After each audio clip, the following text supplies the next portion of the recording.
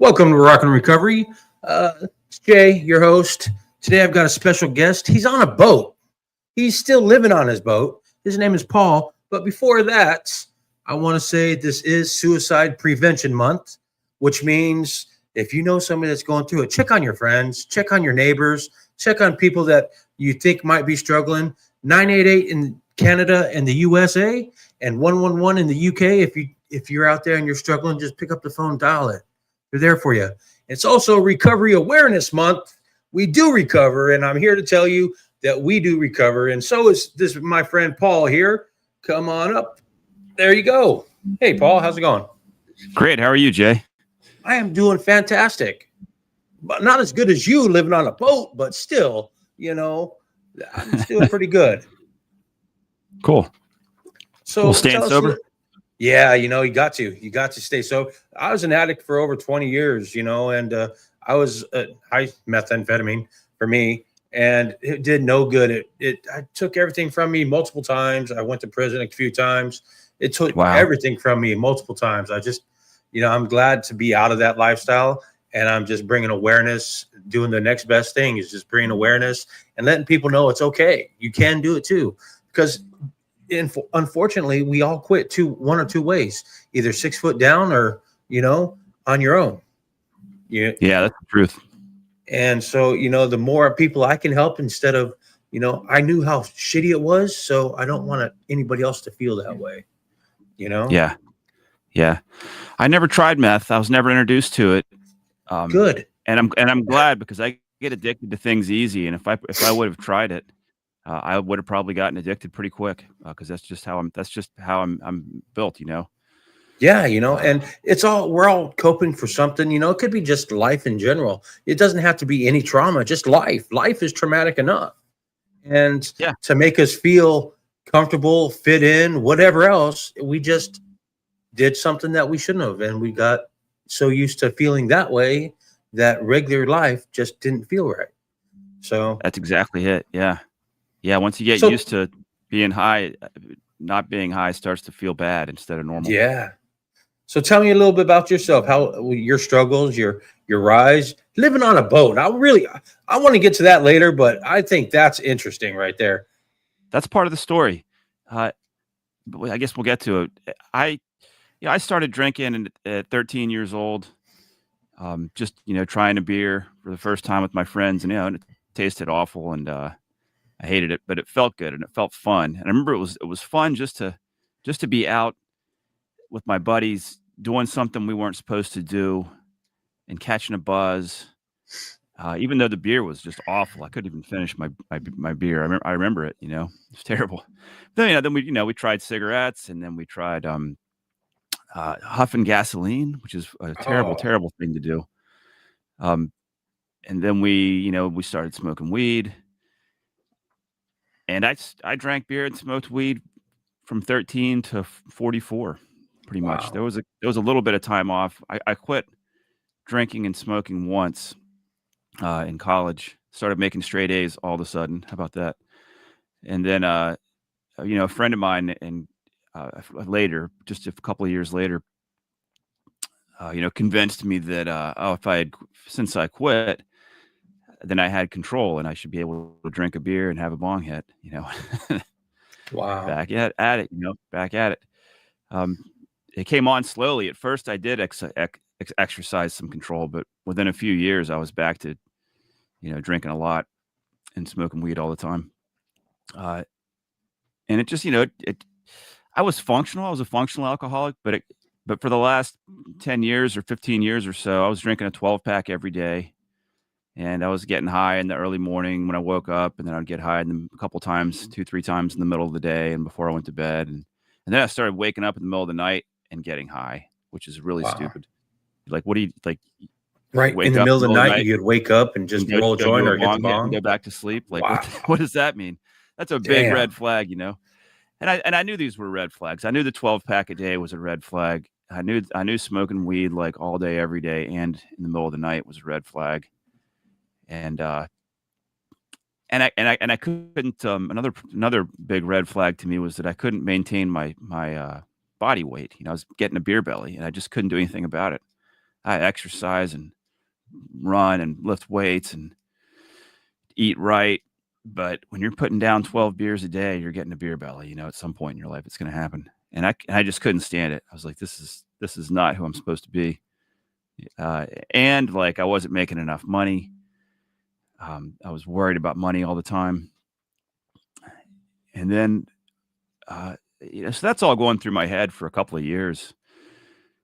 And then one day at a party, I had a beer in my hand, and I was standing in front of the cooler that had my beers, and it was a Super Bowl Sunday party, 2015 February, and saw my friend Jim, and Jim's wearing nice, clean clothes, and he just looks like clean cut and looks good, and he's got a smile on his face and his hands in his pockets, and he just looks like sharp, And everybody else at the party's like kind of getting drunk, and just something about Jim looked like he's fucking. This guy's sharp. This guy's like on a different level than everybody else here. And I'm like, Jim, how you doing? You want a beer? Nope, I quit drinking, he says. So that piqued my interest because I'd been thinking about it. I'm like, Jim, you got to tell me, how'd you quit and why'd you quit? And he goes, my brother died. I was 44 at the time. His brother died when he was 40. So this kid's younger than me. Kid is obviously an adult.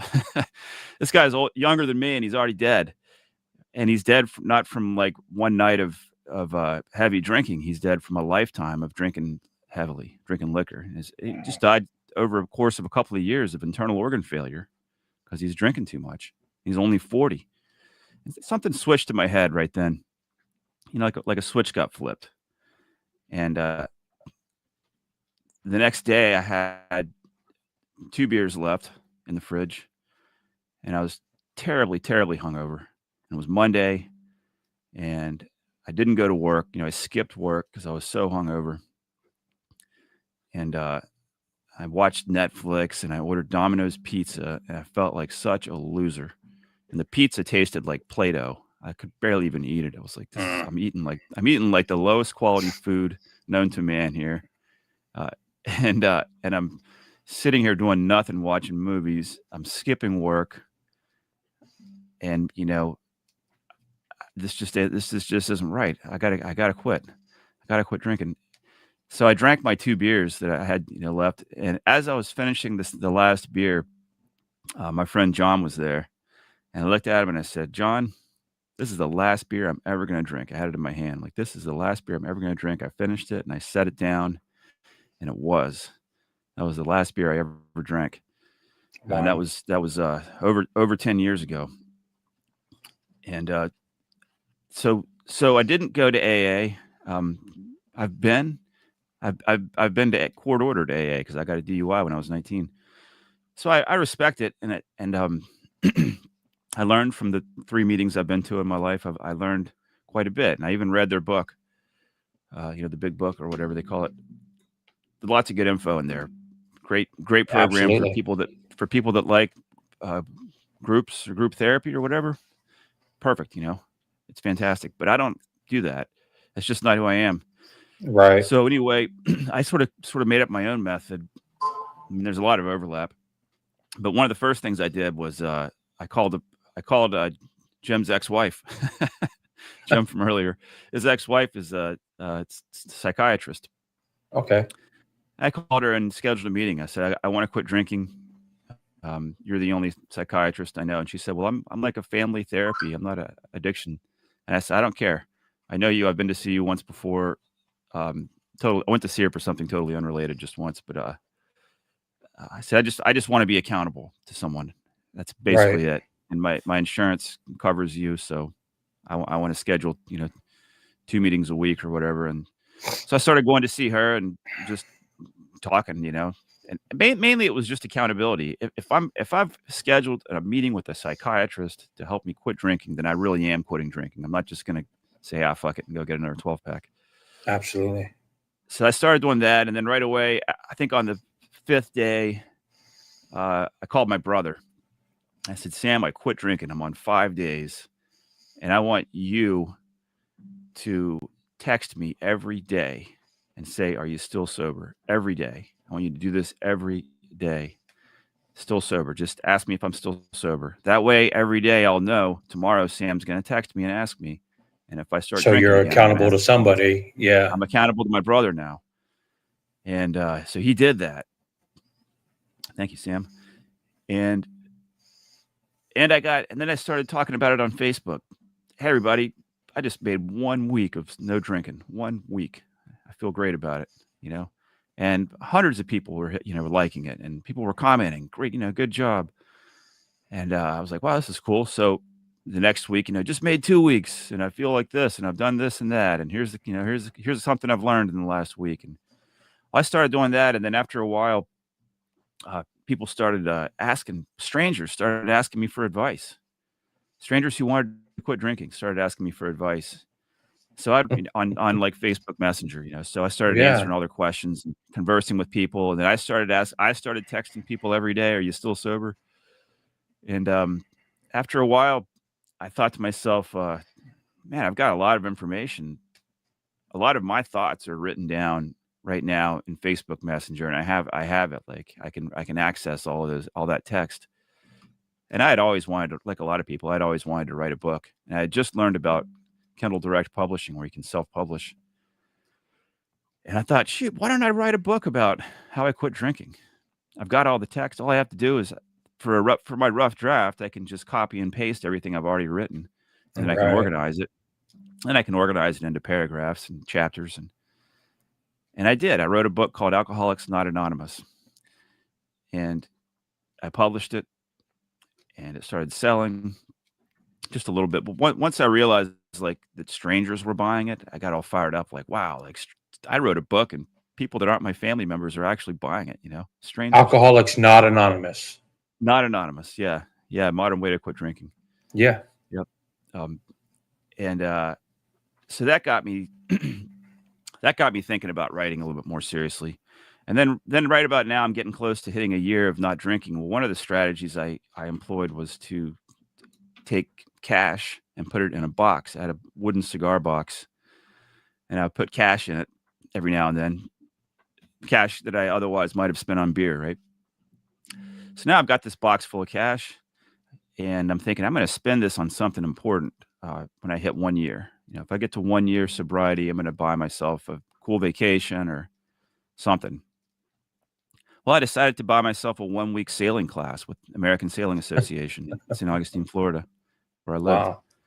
Like I'm gonna try sailing, and because I was looking for adventure. That's all part of another story. I had been seeking adventure because I used Something to be fill the gap, fill the gap, substitute. Yeah. Yeah, I needed excitement because going out to parties and getting drunk and stoned and like flirting with women and playing music and being wild and crazy and I wasn't doing any of that anymore. And I'm thinking like all that bullshit took place of the cool adventures I used to go on when I was younger. I used to do all kinds of Yeah. cool stuff outdoors, and I quit because now I had to have a cooler of beer with me wherever I went. You can't go backpacking with a giant cooler of beer, and you can't go on a 3-day canoe trip, with a big ass cooler of beer. It's just too much stuff. And I wanted to be a sailor, but you can't sail across the ocean if you have to drink 12 beers a day. You can't do Right. it. Most sailors I've come across in faraway places like where I am now don't drink very much because you can't get here if you're an everyday drinker. You can't do offshore passages and drink. You can drink when you get there, but Right. while you're offshore, you're making a mistake if you drink at all. And most sailors know that. Some will drink a drink, at night, but not solo sailors like me. Solo sailors can't Shoot. drink, not even one drink, because you got to get up and take care of business in the middle of Right. the You night. got to be very aware. Yeah. Yeah, you got to. There's all kinds of reasons why we can't. But anyway, I had been canoeing to the Okefenokee Swamp in southern Georgia when I realized that sailing is what I really wanted to do. I was like I was paddling the canoe. I'm like, this reminds me of something. I went, what does this remind me of? Oh, it reminds me of sailing with my father when I was a kid. When the first time I looked around and couldn't see land, I was like, this is exactly that is exactly what this reminds me of. And that's what I've been looking for, sailing. I need to that's my old dream I had abandoned because I was a drunk. That's what I want to do. Bought the sailing class, loved it, read a whole bunch of books about sailing, realized that some people sail by themselves, solo sailing. I didn't even know anyone did that, Yeah, no and I doubt. That read a whole book about it. Yeah. kind of You sounds sail around the world by dangerous, you yourself. know? Yeah, Yeah, but it can be done. If you do it right, you can absolutely. sail anywhere you want by yourself all the way around the Wow. world. There's races that people sail all the way around the world without stopping by themselves. So it can be done. Anyway, I got hooked on sailing and bought a boat, and here I am. I quit drinking in 2015, and here we are, and 10 years later, and I'm living on a boat, writing full time, making a living. Don't have not a carpenter anymore. I'm out here Yeah. living this super cool life, going spearfishing after this interview, as a matter of fact. Wow. Um, So and I'll be going. where are you at right now? And I'm in like, Panama. I'm in Bocas del Toro, Panama, wow, the Caribbean that is side of Panama, just next, pretty close to Costa Rica on the Caribbean side. that's an amazing. So you're telling me you're at a party or a get together and you saw your friend and he quit drinking. Is that what decided? Is that what made you want to stop? Is just the smile on his face and just how happier he seemed? Is that what Yeah, finally decided? I've had enough of this shit. Is that yeah, what? exactly. Yeah, It was the way Jim looked, combined with the fact that his brother had just died. It was like a sharp yeah, contrast. Like, here you've got a sober guy, and then his drunk brother just died. It's yeah, a very sharp contrast. And here I am going in the direction of the dead brother. That's the yeah. direction I'm going. I need to be going in the other direction. It was literally like a switch was thrown, because I had been thinking about quitting drinking for years, and I was scared to do it. I like to say that when we get sober, we don't get sober to add days to our life. We get sober to add life to our days. And it's so Yeah, true though, because we get so stuck in a rut of work, go home, drink, pass out. yeah, There's nothing else. it's Now it's stupid. work, go to the beach, have fun, maybe go home, make some food, go to sleep, wake up refreshed. You wake Yeah, up in a better mood. It's yeah, crazy. yeah. I mean, talking about adding life to your days. You know, I, we just had a surf season that was phenomenal, and I surfed every day. From Wow. all winter long, and all winter and spring, I was surfing almost every day, and working and making enough money to live, and living on a sailboat in paradise, and I would not And be doing any of enjoying that. it. Yeah. Yeah, and I would, and that that is way better than drinking and smoking weed. Beers and bong hits feel pretty good when you're doing them, but it does not compare to catching really good waves. No. In Panama, So living on early a in your boat. recovery, so early in you getting sober and maintaining it, how did you cope with? Because you didn't go to meetings, you just had people that would call and check in on you, holding yourself accountable to certain people. How did you struggle through those early days? Was it a struggle? Did you get withdrawals? How'd you get through those early days of being sober? Yeah, it was a very difficult struggle. I was a beer drinker, so maybe that's why I never went through DTs and the serious withdrawal of alcohol. Yeah. But it was a very difficult struggle. Um, so I was also a pot smoker, and I didn't quit that until a year later. So when I wasn't drinking, when I decided I'm not drinking, I said I can do anything else. I'm not taking on any new bad habits, but I can do Right. anything else. Whatever I do today, if I don't drink, it's justified. Oh yeah. So I smoked all the weed I wanted to smoke in the beginning, Okay. and I ate all the chocolate chip cookies I wanted, because that's like Hell yeah. my sweet tooth weakness, right? And I drank LaCroix, soda water, flavored soda water, as many as I wanted. Sit down, put down 12 of those, no problem. They're 0 calories, 0 sugar. It's Right. just water. It's just flavored, I naturally drank the flavored Crystal sparkling. Ice. It's the same thing. It's like a soda water, flavored Yeah. soda water, So I Same was thing. down in those. I was chugging those like beers, because Yeah. then you got a cold can of something carbonated in your hand, and you're drinking it. So that helps. That's like psychologically that helps a lot. And you got your chocolate chip cookie, eat like whatever you got to do. Right. If you're not drinking and you're not taking on a new bad habit, like roll with it until you're comfortable. Absolutely. And Absolutely. that was one way I coped. I had a lot of excess energy all of a sudden. So I had a gym at my house with free weights and punching bags. So I was on that often. I lived about a mile from the beach. So I jogged to the beach and I started ocean swimming. I'd never been an ocean swimmer. I was a surfer, but never a Wow. swimmer. But I'd be angry. Like I'm just freaking angry for nothing, for no reason. I just got this crazy angry energy, and I would put on headphones and crank up some hard rock and jog to the beach and then put my phone and my headphones in my shoes and walk out into the water and swim a half mile. I got to where I was swimming a mile regularly and just swim. And I was just angry, but you're out there swimming and you start getting a little, feeling that fear of the ocean and sharks. And now you're out and you're using all your muscles. And something about that worked for me.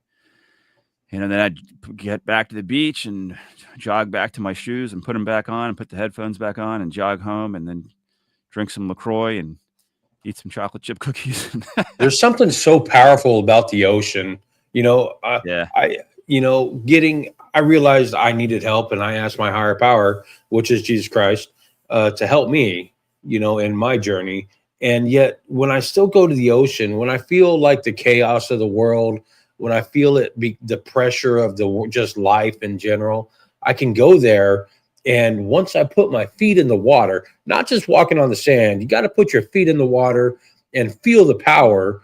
And it washes out from under your feet and you start sinking down in the sand, and you want to talk about getting grounded. That's one of the best forms of grounding for me that I've come across is being out there in the chaotic ocean. Yes, I'm close to shore. I'm not going too far.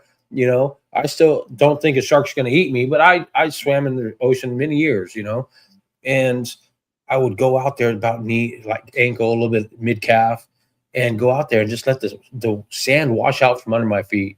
And all of a sudden you're about 6 inches shorter and you're like, oh shit, I'm stuck. But it's so relaxing and you can feel the power because it's renewal. It renews, it's washed up and back and all day long, and it's just amazing that power, that force, for me anyway. Yeah. Exposure to nature. Yeah. Exposure to nature, however you can do it, is a fantastic thing. It's great therapy. It makes you happy to be alive. It's a substitute for getting high. Just get out and experience nature, however you can. It's very true. We got to find substitutes for doing drugs or alcohol. We've just been talking about alcohol so far. A year later, well, six months later, after I quit drinking, about 6 months later, I tried to quit smoking weed, and oh my God, it was so hard. I would be depressed for an hour and then mad as hell for an hour and then depressed and just no joy of life whatsoever, depressed. Right. And then angry as hell for like throughout the day this was going on. I would go in these waves of depression and anger. And then I couldn't sleep. This is from weed. I'm talking about marijuana here, a drug that a lot of people think is benign, a drug that's been legalized, that people are doing now thinking it's benign, that it's not going to hurt them. Hey, some people can smoke weed and never get addicted to it, but some people get addicted, and it is medically recognized as a physically addictive drug now. So watch out for it. Don't go thinking. I mean, I'm not talking to you. I'm talking to the listeners. Don't go thinking that it's some harmless drug. It's no bad. It's I mean, tobacco's legal, and it's tobacco, nicotine, caffeine doesn't kill anybody, but it's still a mind and mood altering substance. Yeah, just because something's legal doesn't mean it's not harmful. Right. I had a harder time quitting weed than I did alcohol. So I tried to quit smoking weed 6 months after I quit drinking. I got a month into not having smoked, a month, and 4 nights in a row I could not sleep at all. Wow. 4 nights in a row. I went 4, and on the fourth day, I was still playing in a band at the time. On the fourth On the fourth day was after the fourth night of no sleep was a Saturday, and my band had a gig the next day, a big important gig. And I hadn't slept, and I was angry, and I'm thinking I can't, I'm not going to be able to perform tomorrow. I'm simply not going to be able to perform. It's going to be a bust.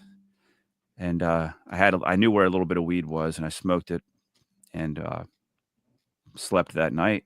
Felt fine the next day. Smoked again the next day. I was back into smoking just as much as I did. Yeah. A month before. Played the gig, everything was cool, and was smoking weed again. And so when you're months went by. Go ahead. When your daily life starts being affected by anything, any substance, or it could be a human being, that's bad for you, that's toxic. Toxic substances don't have to be just a substance, that we ingest into our body. But once it starts affecting your daily routine, once it starts affecting your mental health and your mental clarity, you got to recognize a problem. And I'm glad you did. And, eventually quit that. But geez, just the thoughts that were going through your head, I'm sure, in the phase of quitting. I know I did it cold turkey also. And it's not for the weak. That's for damn sure, because, a little bit of backstory. I quit because I found my wife hanging in my closet, from her depression and her addiction. Yeah. She was dead? She was dead. Oh, Jesus. Yeah. And I had to cut her out. And that's when I decided to quit. That day, is when I done, and so yeah. I didn't have anybody around me that I was able to confide in or to, I had my mom, but we were distant for over 20 plus years because of my addiction. And so doing it by myself helped me to realize that I am strong enough to overcome this, first of all. And if I can do that in the hardest time of my life, there's nothing that's impossible. There's nothing that I can't overcome after overcoming that. Yeah, that's the truth.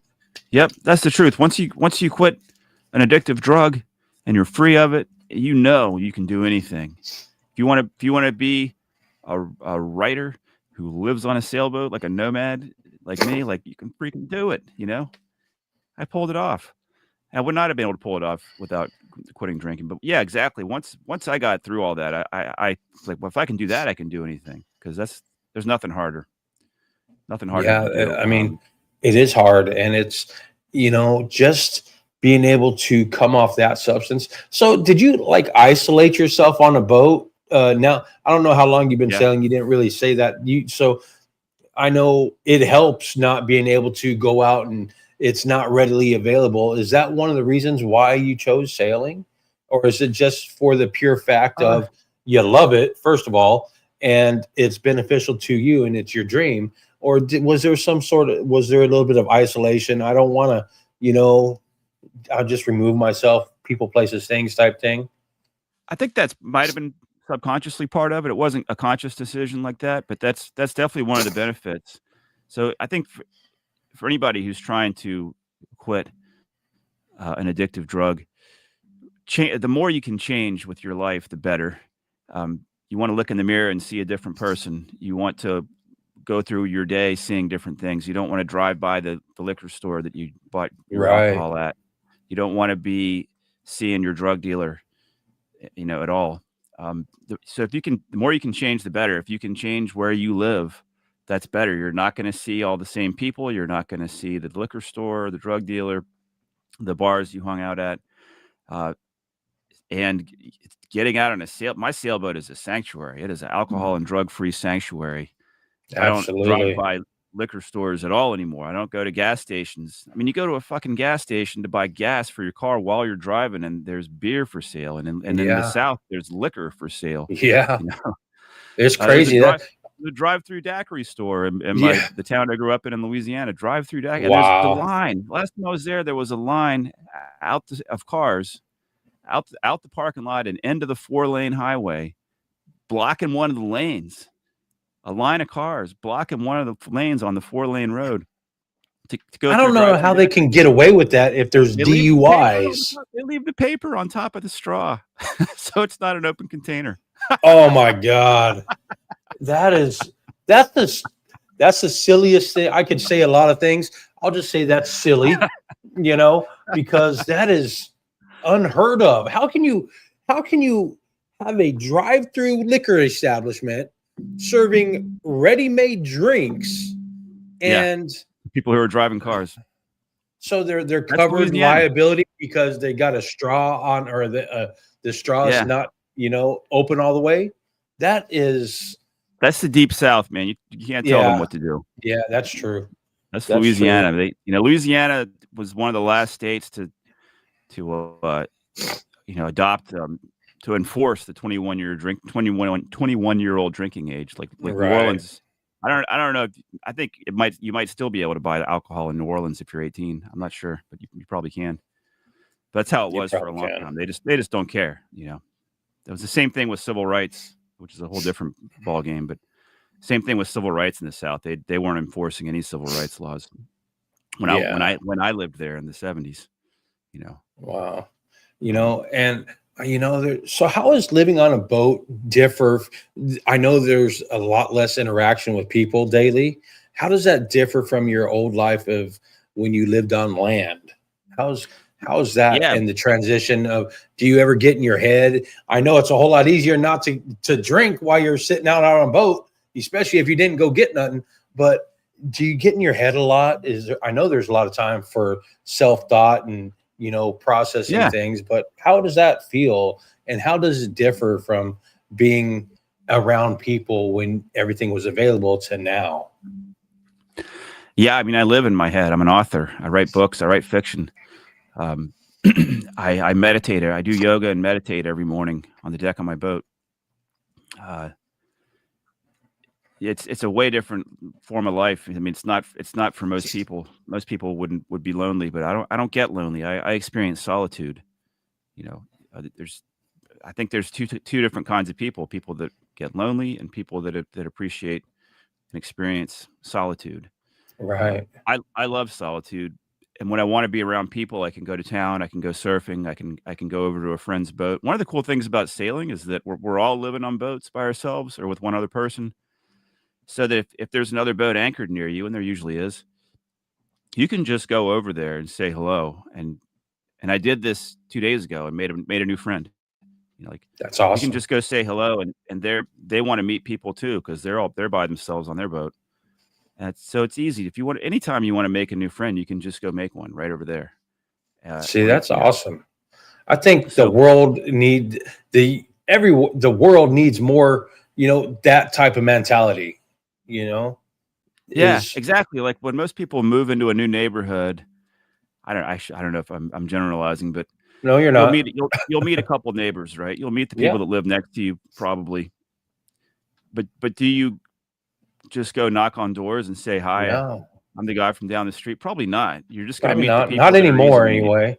Yeah, exactly. Especially now that we have houses, social media, and cell phones, and houses are different now. They're typically, like, you look at the housing developments in Florida, none of them have a front porch, right?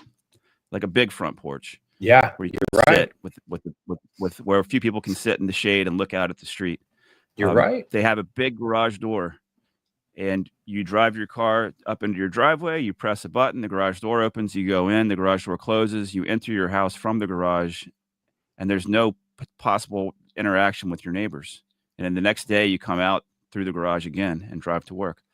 Whereas the old Florida houses all have front porches, and people walk down the sidewalk and see you on your front porch, and you wave to them. Like, I lived in an old neighborhood in St. Augustine, and people talked to each other. People knew their neighbors. People walked on the street and waved to the people on their porches and said hello. It's just different now. Yeah. We need to. It's better if you can meet your neighbors, and talk to them. And I absolutely 100% agree. The more we get out there, and the more people that we do meet, and that doesn't necessarily have to be knocking on the door, but walking down the street saying, "Hey, how's it going?" is some of the best communication. That's validating your existence, validating their existence, so they're seen, you're heard, and all of a sudden it opens up a two-way communication. You don't even have to talk to this person ever again. You might not ever see him again, but when you do, you've already have that established line of communication, which is so important. That connection is so important now that when it wasn't when I was an addict. It's so important now, so I take walks all the time. I live in Daytona. You're talking about Augustine. I live in Daytona, and I moved from Colorado. I was born and raised in Colorado, lived there most of my life, so when I got sober, I moved. I came down here on vacation. 3 weeks later, I moved here permanently. It was just that sense of I'm home feeling when I got to Florida. It was crazy. And I've been around. I've been to Clearwater, Claremont, Augustine, Orlando. I like to travel. I like exploring places now, and there's so much to see in Florida. It's crazy. People get stuck in the big towns, and everything else disappears. They go to one place and everything else disappears. They've got all these natural springs. They got manatees. I've never seen a manatee. I'm planning on going to see some manatees. There's things I want to do. Now. I love crazy. the springs in Florida. That's where I started freediving. Really? That's where I learned how to freedive, and now that is such an important skill for a sailor, because being able to dive under your boat or dive on your anchor and check it, or spearfishing. Spearfishing is freediving with a spear and bringing home dinner, and love it. But that all started in Florida in the springs, and oh man, it just that's one of the greatest natural resources Florida has. Is it's freshwater springs. That's Absolutely crazy. beautiful. Some of the most beautiful places I've ever been. The water is so blue. It's so clear. It's crazy. Yeah, clearest water in the world. Jacques Cousteau said Jenny Springs in Florida had the clearest water he'd ever seen anywhere in the world. Oh, I'm gonna have to check that one out. That's Jenny why it's Springs. called Jenny. It's like Jen, Jen Clear. That was an old expression. If something's super clear, they'd call it Jen Clear, because Gen's supposed to be a clear liquor. Wow. But, Jen, G-I-N. Yeah, okay. G-I-N. Yeah. Yeah. Jenny Springs. That's crazy. G-I-N-N-I-E. Yeah, what a cool place that is. Have you been? I visited a couple springs, Silver Springs, and there's one other, I can't remember what it was called, but they're great places. I like to wakeboard, paddleboard. Mm-hmm. So I go out with a friend of mine that lives down here and from Colorado, and we go paddleboarding. It's freaking fun as fuck. Yeah, I love it. Yeah, you got to check out Jenny Springs. You'll plan on it now. And now I got a recommendation. I will be looking that sucker up. Because what people do is they float in tubes down the Santa Fe River, and there's like 8 or 10 springs along the way, and it's all within the Jenny Springs campground. And then most people go there to float down the river. But there's also free divers in the springs, and there's people swimming in the springs, and there's cave divers that look like freaking astronauts going into these caves.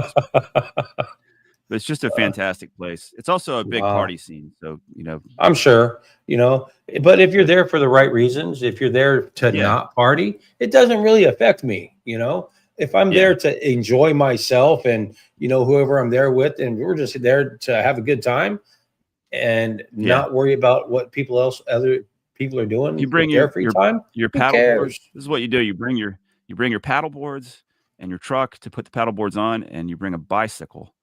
So one guy drives the truck to the bottom of the river, the takeout point, and then rides the bike back to the top, and then you all paddleboard down.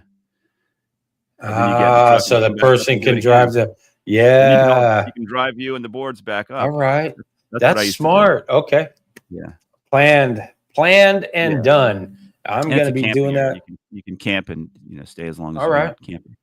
That's awesome. How far at sea, basically you sail. So how far have you gone so far? What's your furthest place that you've sailed to? I sailed. I started in Massachusetts, bought the boat in Massachusetts, and sailed down the coast went to the Bahamas, back to Florida, back to the Bahamas, down to Panama, back to the Bahamas. But the furthest away place might be Newfoundland, Canada. I sailed from, Okay. I don't know if that's any further away than Panama. It probably is a little bit. But I sailed from St. Augustine, Florida in one passage to Maine. It was an 8-day passage.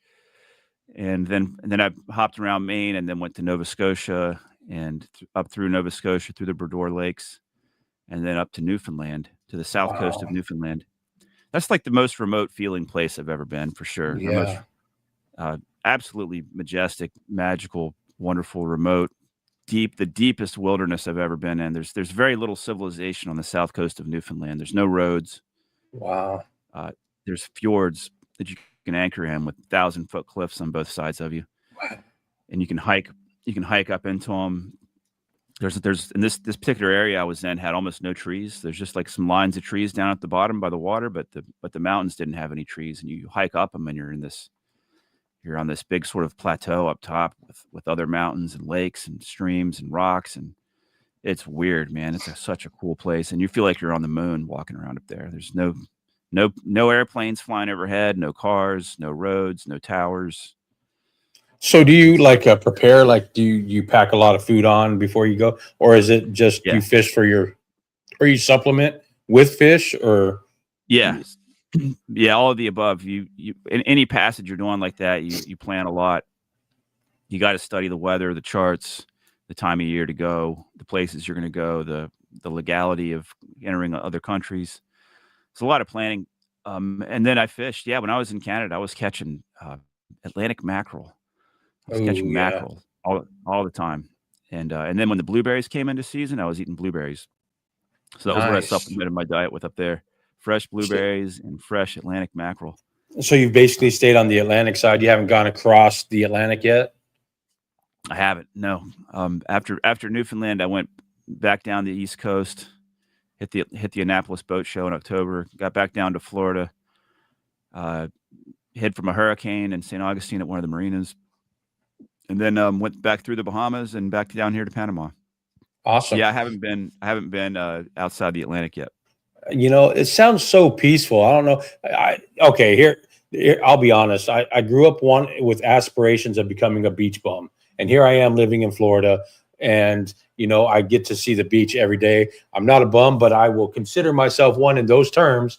I am living up to my dream as I wanted to do as a little kid.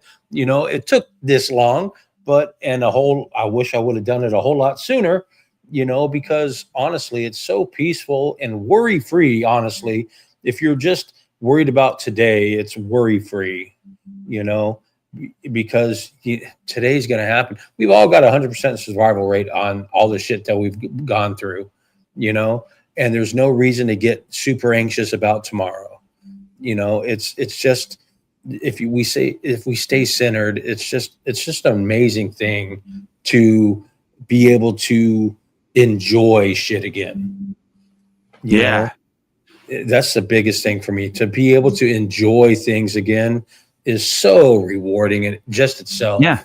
Yeah, without having to do whatever drug you were doing. Yeah, that's one of the things I was just telling the story the other day, last night, as a matter of fact, with the other sailor who's in the anchorage here who I met. We were having dinner together, and we were talking about this very subject. And one of the things I said was a very distinct memory. After I was sober, no more weed, no more alcohol, I remember a moment of pure childlike joy while walking down the beach one morning in St. Augustine.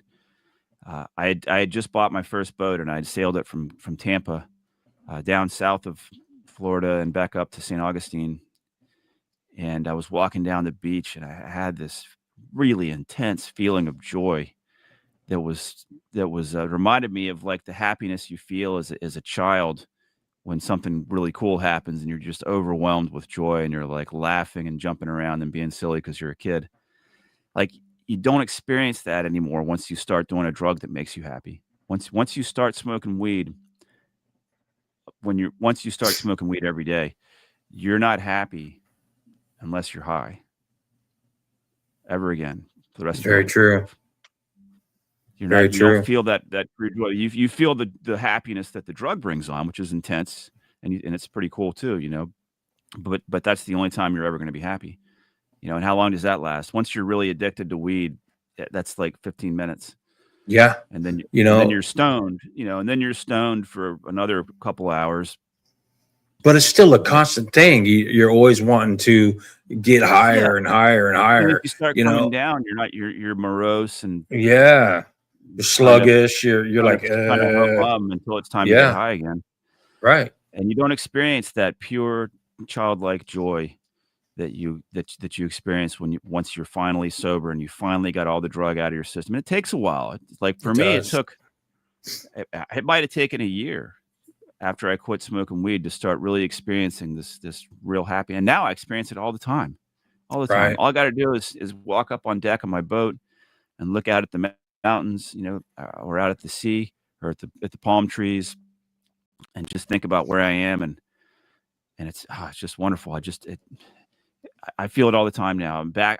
My psyche is back to where it was when I was, you know, a kid, where you feel happy regularly. right. You know, So tell me you're not about just tell me more about your book, Alcoholics Not Anonymous. uh it is simply, it's short. You can read the whole book in about 3 hours. It is simply what I did, what the method I used to quit drinking, broken up into chapters. You know, um, it, it's just my method. It's what worked for me. You know, and I say right in the beginning of the book, like if you know, if try AA first, right? Right, At least try it. Like go to one of their meetings, you know, and if you don't like it, like this book's for you. But at least go to one of their meetings, because if that's all you do, at least you're gonna know it's there for you if my book doesn't work for you, right? But there's a lot of people like me who don't want to go to group meetings and who just aren't. And it's the book's written for them. Uh, and it's just what I did. It's all the steps I took. It's all the methods I took. Um, it just breaks it all down, you know, and says this is one way of trying to do this. And if this works for you, I hope it does. Do it, you know. And it's the stuff we've been talking about. I don't have all right. this. I don't have all the None methods of us have memorized, all but the answers, and none of us have yeah, everything, you know, but whatever we can do to, you know, help the next person and explain it to ourselves sometimes. And sometimes that's the main thing, is just explaining it to ourselves, you yeah, know, yeah. and so we're not crazy. You know, what other books have you written? Yeah, I wrote two about alcoholism. The other one's called "The Joy of Living Clean and Sober," and that one is a bit longer and it goes a bit more in depth into the science uh, of addiction and the Yeah. psychology of addiction. It's just a more in depth book about the same subject. I've written a few books about sailing. The first one's called "Becoming a Sailor." It's everything I did to become a sailor. A lot of what we've been talking about today, but all the things I did to go from not even knowing how to sail to living on a boat and sailing full time. And I've written about my Newfoundland adventure and some Wow. Bahamas adventure. And I've written 3 novels. The first one is called "Dead Flowers on Wednesday." It's loosely based on my experiences playing guitar in a reggae band. That we went on tour a few times in a school bus that was converted to a tour bus that ran on vegetable oil. It ran on used vegetable oil. So it So smelled while like we're McDonald's going down the road. Yeah, it smelled like French fries. So while my band was playing our gig at night, the driver would take the bus to restaurants that were closed because it was late, and he would take their used vegetable oil, Yeah. suck it right up out of their waste tanks, Yeah. and put it in, and that's what we drove on. So anyway, the book's loosely based on that experience. I wrote my second novel is called "The Gold Box." It's about it takes place on a boat, and it's about treasure hunting, essentially. Um, That's awesome. and then the third one is called "Until They Bury Me." It's a thriller that's kind of it's also loosely based on personal experiences, but it's about what happens when two people who when you meet your high school or your college sweetheart later in life and fall back in love and get elope and get married, like before you really know who each other is. Yeah. who each other are. And it's a thriller. It's a sort of a mystery thriller, and it's a wild and crazy story until they bury me. Yes, That's that's what I'm up awesome. to. I write short So stories and poems as well. what advice would you have for anybody trying to get sober right now? What would you tell them? Somebody comes to you, hey, how'd you do it? How'd you do it? I see you, you're happy, you got a smile. How are you doing it? Why are you so happy? And I'd say first, set a date and make a commitment. Like if you have a big party Thursday and today's Tuesday, like maybe you should wait until Friday to quit, or if you know something's coming up, you've got a football game vacation planned with your buddies that you do every year, and that's a month from now. It might make sense to wait until right after that to quit, because you're gonna have to call your buddies and be like, I don't drink anymore. I know we all have plane tickets already. So set a date. It might be today, it might be tomorrow, it might be a month from now, whatever. Set a date, make a commitment. On that day, you're not going to drink, and then tell people you're doing it. Be accountable to other people. Have substitutes ready to go. Like I'm gonna eat chocolate chip cookies and drink LaCroix. I'm gonna eat hamburgers all day, whatever it is. Right. I'm gonna go to Disney World. Like I don't know, whatever your Right. substitute is, like do it, because whatever it takes. If that's what it takes, that's what it takes, and it's going to be worth it. Even if it costs you money or whatever. Like so, have substitutes. Substitutes are also activities, things you're going to do that are fun. They're going to take the place of all the fun you used to have drinking. So when Friday night rolls around and you're used to going to the bars with all your buddies, and you're sitting at home scratching your head like, oh my God, what do I do? Like you want to think about that ahead of time and have a plan. Maybe the first weekend you go camping. Go way the hell out in the woods where there's no liquor stores. Yeah, absolutely. Don't bring any liquor with you, or meth, or whatever your drug is. I mean, alcohol and meth and heroin and weed, they're cocaine. They're all drugs. Alcohol is a drug. I hate the phrase drugs and alcohol. Right. That's kind of like saying drugs. They're all drugs. They're all drugs. Toxic substances. It's a freaking drug. There's no doubt about it. It is a drug. Alcohol is a drug, period. So yeah, have substitutes ready to go. Be accountable, be committed, reward yourself. Reward yourself and keep track of your days. Keep count. I'm on day 3. I'm on day 4. I'm on day 10, 20. Tell people, get out on social media. Hey folks, just hit day 23. Feeling great about it. Day 23. Absolutely. Day 23. What does that mean? It's not a significant number. It's not a month. Whatever. Celebrate it. Right. Celebrate it. Celebrate the small things. Yeah, definitely celebrate the weeks, the months, the years. Buy yourself something. It becomes your birthday. Your sober day becomes your new, more important than your birthday day. Absolutely. Call it what you will. It's your sober anniversary. It's way more significant than your birthday because you did this.